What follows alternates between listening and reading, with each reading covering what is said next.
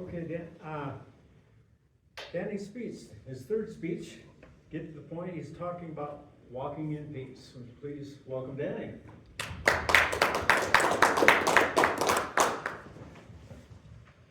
Good evening, ladies and gentlemen. Glad you're here. Tonight's topic is walking in peace.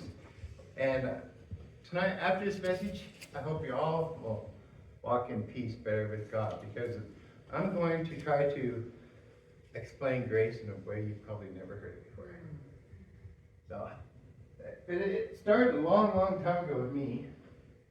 That when I was a young Christian, I wanted to be pleasing to God.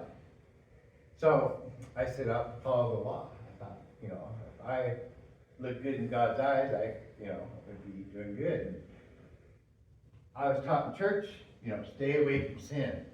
So that's what I set out to do, because it made sense.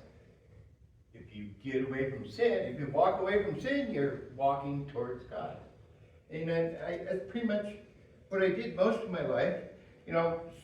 Staying away from sin in this world is a struggle sometimes, because it's like everywhere, and when you're trying to walk and stay away from sin, sometimes you get caught or backed into corners, and it's just a mess. And I'm 61 years old, and I probably lived 31 years of my life like this. And when I look back, I can see it so clearly now, but at the time it seemed right. I really had no clear direction. I lived from moment to moment, from one sin to another. And, did I talk to God? Yeah. During food, I'd ask him blessing. And at night, I would talk to him. And it was usually, I'd talk about all the sin I did that day, or I messed up, or I did that week, and all the things I wanted to get rid of. And I really, from beginning of the year to the end of the year, I thought I would see progress, me moving towards God. But all I ever saw was me moving further away, because of the sin that was in my life. Then someone taught me grace. I got to see grace. Now, something different happened.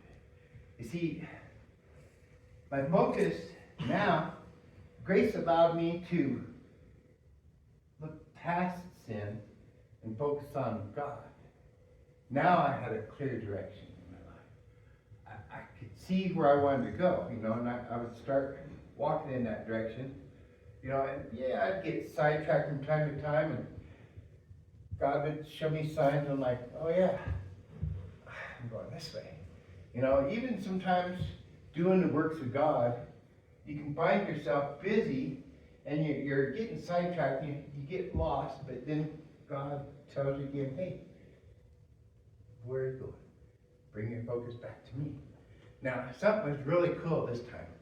Now I can see the beginning of the year and the end of the year, and I can start to see progress towards God. It might not be as much as I want it to be, but you know what? It is progress. Instead of walking away from God, I was now walking to God. But we got those people out there. They say, Danny, grace, sin's bad. You should worry about sin. Grace is not a license to sin. They got this, they see grace as a means to overlook your sin.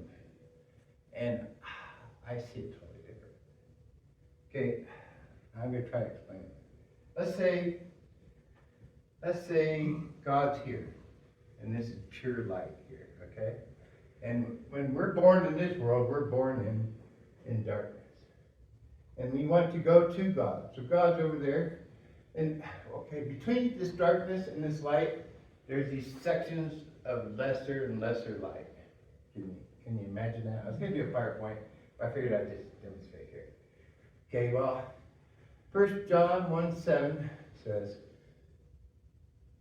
if we walk in the light as he is in the light, we have fellowship with one another, and the blood of Jesus Christ, his Son, cleanses us from sin. Who cleanses us from sin? Jesus. So, when I was in my past, I walked in the darkness. Being grace, I started walking in light. See, if I started searching for God in the Bible, that I would learn something about him, and that brought me closer to him, and I got to step in a little realm of brighter light. And the word transforms you. So as I step into the light, some of the darkness leaves. It's not by my doing, it's my action of stepping into the light. So I always thought if I stepped away from sin, it would lead me to God. But I learned now that when I step towards God, it leads me away from sin. Yes. So I used to think, I can do all things through Jesus Christ who strengthens me. I thought that meant that he would give me the strength to say no to sin. But what I've learned is what he does, he takes away the desire for me to say yes to